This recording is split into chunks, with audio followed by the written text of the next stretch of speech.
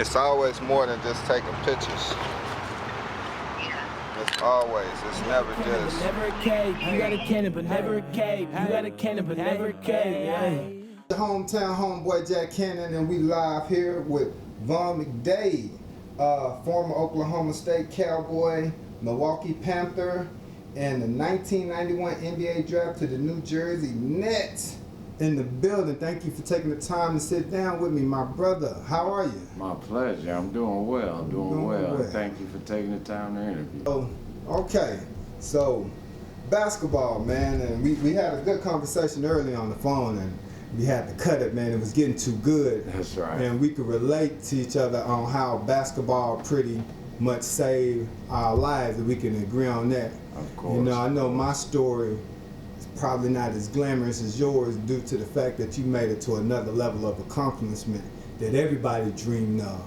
But for yourself, could you talk about your childhood a little bit and how basketball possibly saved your life or put you in a better position to get out of predicament that some people in our towns fall victim of? Of course, of course. Well, my story begins like most of our African community, black males. I grew up in the projects in Milwaukee, Wisconsin, Hillside Projects, and it was one of the rougher neighborhoods in Milwaukee. Matter of fact, no one came down there. They were so scared of the place.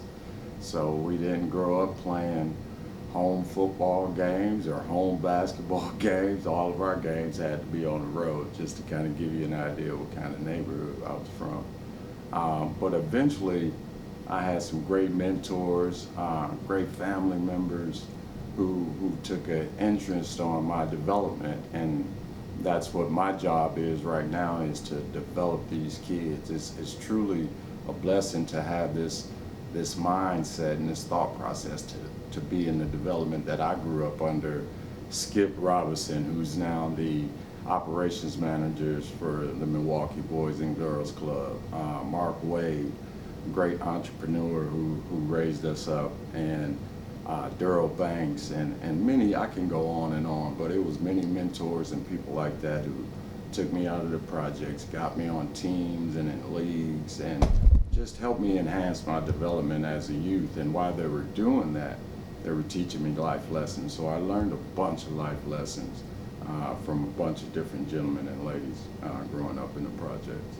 Okay, and that's real good, man, because when we first met a while back on the same team, right, I kind of caught that vibe from you where it's like, you know, you don't have to say it, but you could tell somebody, you know, the grit and the grind or the stern of attitude, attitude and effort, and those are the two most important life lessons that I learned from some of my mentors and teachers that I studied under. If you've got the best attitude in the room, you're probably gonna get the job or get the prettiest girl. And if you're giving the best effort you can give, nothing beats a failure but a good try. If someone knows you're trying your best and giving effort, you're usually going to succeed. So those are two great life lessons that I carry to this day. Okay, and I like how you put the effort, and as I scan through my notes, I see the elevated effort in the acronym of EAT. Can you elaborate a little bit more on the acronym of EAT? We wanted to tell our kids to go out there and eat their opponents. So we came up with the acronym EAT. Of course, the E stands for elevated effort. The A stands for attitude, just having a great attitude. And the T stands for training the right way, a disciplined way. And if you can train that way 8 hours a day, every day, you're probably going to become a world-class athlete. So the acronym for us, elevated athletic training, we use EAT as that acronym. Man, that's beautiful, man. And I could, even when I brought my son to the first training workout with the DC Kings, like the way you commanded and even just the way the kids worked out. Yeah. You could see that energy in there, man. Yeah. And I was like, you know, me as a coach dad, right. You know, it's one of those, you either have it or you don't. For me, I know I don't have it. So it was like, okay, I could trust my son with this guy, knowing that he's going to get that same stern, disciplined but in that same token, like In that a loving fatherly way. love. Yeah. In a loving way. We don't yell at our kids. Yelling is absolutely no option, really. But sometimes as adults we can make a mistake, and we do tend to get frustrated. But I don't have to yell at kids. I have a systematic approach to learning. So it's no need for me to yell. We take them through the steps. We make them comfortable. We move them past their comfort zone, and that's the biggest thing. Once we get them out of their comfort zone, I can really relate any kind of information that I need to the children, and I can break it down to its most basic fundamental level. So even a 3 or 4-year-old can understand it. So we have a really good system on teaching and development. That's beautiful, man. And like I say, my son, he picked up on everything so quick from you, and it's like, you know, my dad, Coach Mama, like, why you don't do that for me? So, man, it's beautiful. I love it, and they feel the love. Oh, They feel the energy. They feel the love from it. Oh yeah, and my son, he smiling, and I said, like, oh, Coach Mama, oh yeah.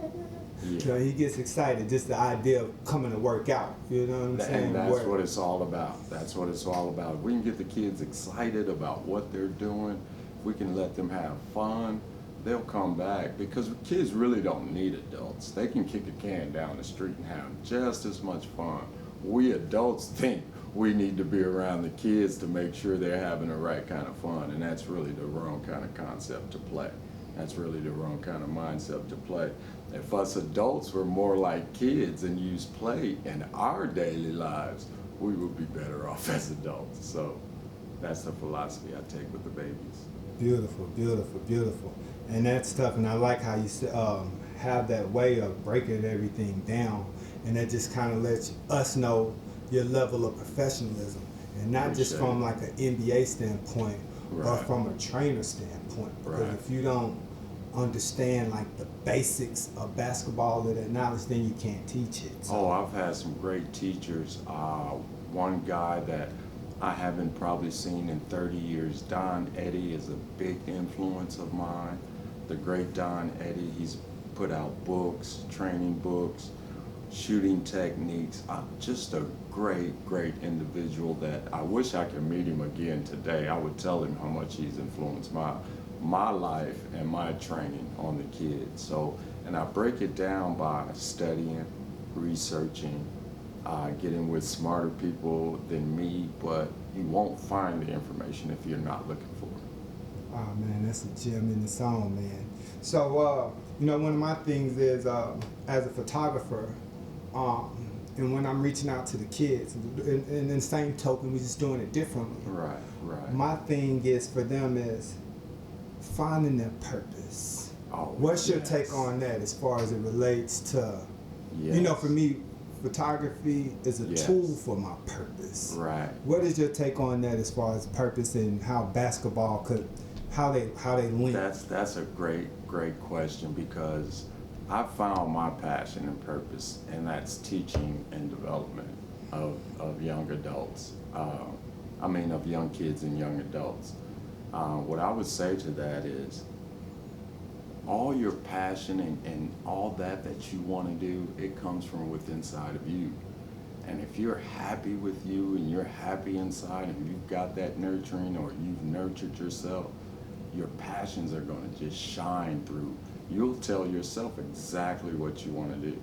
Your brain is the starting place for everything you're going to do. So if we nurture the kids' brains while they're young, we'll definitely lead them to their passions and their purposes in life. So my purpose right now is to educate, is to teach life lessons, and to give kids an opportunity beyond high school. That's the biggest thing that I want to do. Give all our kids, especially in the Black community and the Latino community, and our Asian community, which is so underserved. Yes. I would love to get the kids who really need it past high school, to give them a great opportunity in life as adults. Beautiful, beautiful, beautiful. Now, and I'm looking at it, and I like that, man, the core principles. Oh yeah. Man. Yeah. Man, Can you elaborate on those a little bit? We have 8 core principles. I could try to remember most of them, but I think I can. Let's see, dribbling and ball handling is one, shooting, footwork, one-on-one moves, movement, attitude and effort. We work on training the IQ and the mind, and then conditioning, speed and movement, and then conditioning. I think that's about 8. If I'm missing one, let's just say it's fun and play as their number 8 if I'm missing one. And then, so just so like, for my watchers and my viewers, let's like, if you could break down a little bit. So just starting with ball handling and dribbling and how important it is for how important each core principle is. That's the basics. If you can dribble or handle the ball, you're not going to be able to get past the defender. If you can dribble or handle the ball, you're not going to be able to drive to shoot a layup. And it goes the same with jump shooting. So we start there fundamentally teaching from ball handling and dribbling. Ball handling drills are different from dribbling drills. We just like to lump them together because they're basically the same thing. And it teaches one to the other for great muscle memory. So we kind of put those two together, and I like to call stack drills or accelerated learning. So, but for the ball handling, we have 3 points of emphasis: eyes up, finger pads, ball and body low. It's impossible to dribble with the fingertips, and it's very hard to dribble with the palms of your hand. Right. So we teach dribbling with dribbling and ball handling with our finger pads to make it much easier to handle and much more efficient. So that's our foundation. That's our first brick we lay into building that Great Wall of China. I appreciate that, Jim, because I catch my son, especially with his left hand, slapping more at the ball. And not having that control. So even just as you're saying it, I'm visualizing him slapping that ball with that left hand. And I see footwork. You mentioned footwork, and I know footwork to be important, but you know, just even for me as a ex-college player, right, I could never teach that. Right. It's very hard to really teach because first of all, you have to research a lot to find the different pieces of footwork. For example, we start out with pivoting on the kids, so they're able to stop at accelerated speeds on a dime and things like that, and turn and do things without traveling or making officiating errors. So with that said, we have different types of footwork. So like I said, pivoting, and then we go into our one-on-one move footwork, our down low post move footwork, and then our jump shooting footwork. So it's a whole lot that goes into footwork, but not a lot of coaches know, not a lot of I won't say that, a lot of coaches haven't caught up to the more advanced footworks that's over in Europe and in the NBA. So it's my job kind of to bring it to the masses and show them. And it's very detailed. As you can see, I've already probably named 4 different skill sets that's involved in the footwork fundamentals. And I would have never thought of any of those.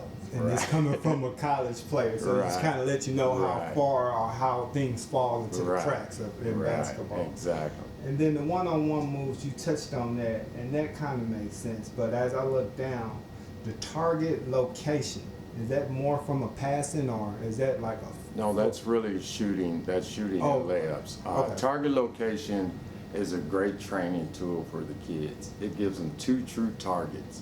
A horizontal white line forms to meet the vertical white line at the top of the square, where it forms a corner.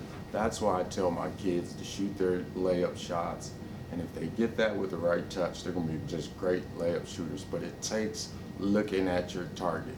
And for the second target location, pure location, is dead center of the rim. That target never changes, even as the kids are moving on the court. That target is fixed right there, so it's very efficient to shoot for that instead of the back of the rim, which will change as you change, front of the rim, all that different kind of stuff that kind of messes with your subconscious.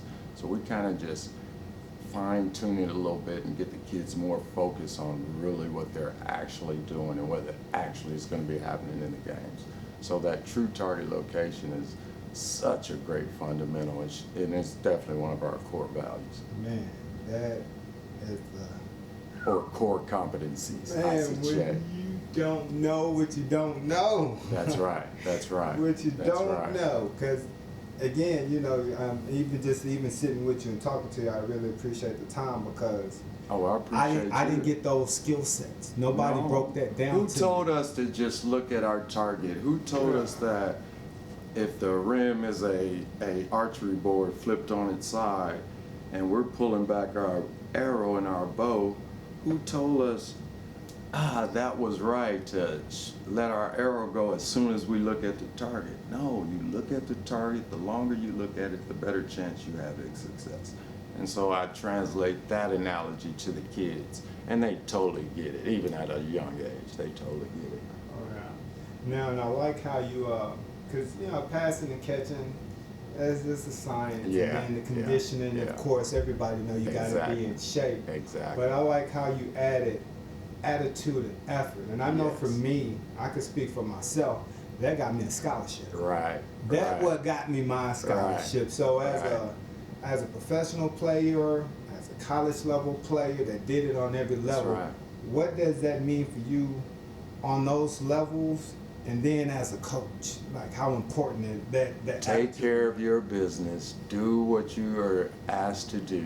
Do your job. If your job is wanting to be a basketball player, practice, practice, practice.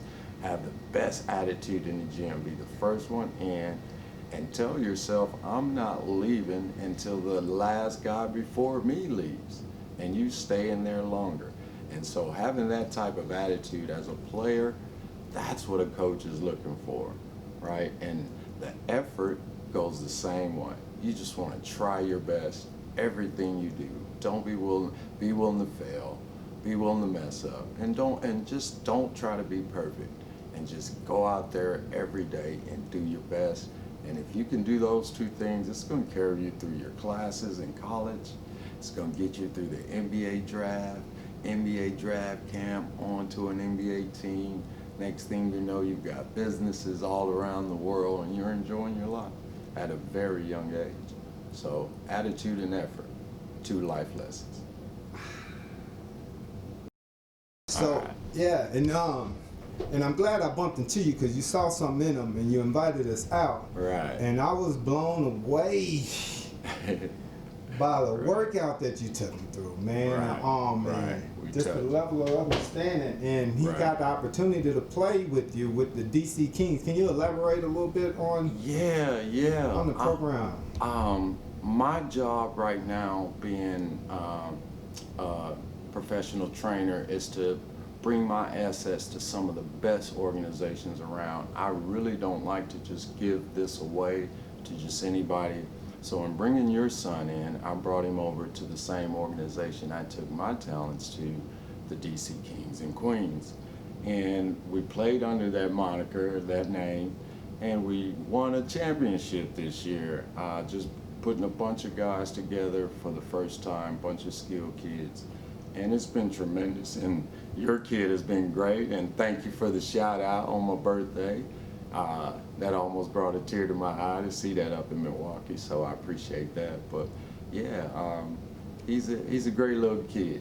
He's a great little kid, and I'm glad you brought him over. I'm glad you did. And then, so let's talk about when we spoke earlier. You doing training, and you doing private, and you're doing team training. Yeah, so, I'm doing private. So, like, if you could give my people, you know, like what you do as far as your training, how does it work out, how can they reach out to you? Got it. If you could give me some on that, just training in the whole, and if you care to break down individual team training, Pricing or anything like that? If you want to put pricing in there, or they could just reach out to you. And Yeah, we'll do that. Discuss we'll do business, that yeah. because some people need more than others. Others, Let's right. just leave it like that. Right. Peyton fell out dribbling. right. But yeah, I do personal private training, and that's individual training, and I kind of give you an assessment of your individual skills. so that the parents can kind of get a better idea of really in reality where their child is. Once we go through the assessment, then we take a little assessment test. While we're going through the assessment, we take an assessment test so I can really gauge where they are in their ball handling, their one-on-one skills, their shooting, and things like that. And that's best done in a private setting. But I also do offer group training. And group training, it's usually about 5 or more, and teams can participate in that group training, but I also do team training. But within group training, that's one of the major benefits of having a private trainer. If you can get that private training in and then enhance it on some group training where you can go work out your skills, let's say in a full court game with other kids that's skilling, it really enhances the kids' development and it accelerates their growth. So I offer team training as well, and we just go into the schools typically, get some kind of feedback from the coaches, and then we'll do a little assessment and then implement the program within the schools. So I've got all well-rounded program. There you have it, people. One of my favorite people in Dallas. Love him so much, I gotta call him the big homie, the OG, man. Every time I see you, man, you either give him wisdom or you in spirit, man. And, I'm trying. I really appreciate that, man, especially in times like this, man. I'm trying. We just gotta all love each other, man. I appreciate you for your time. And man, how can they reach you? They can reach me, Von Mcdade, VON MCDAD, 214-394-7861. That's my cell. Feel free to call me anytime, or at vonmcdade@gmail.com. You can reach me there, or if you're in the area, I'm the varsity girls head coach at Bishop Dunn Catholic School. Stop by, holler at me at the school, or give me a shout out at v.mcdade@bds.org. There you have it, people. You heard it from my aunt. Thank you. Appreciate it, my brother. All right.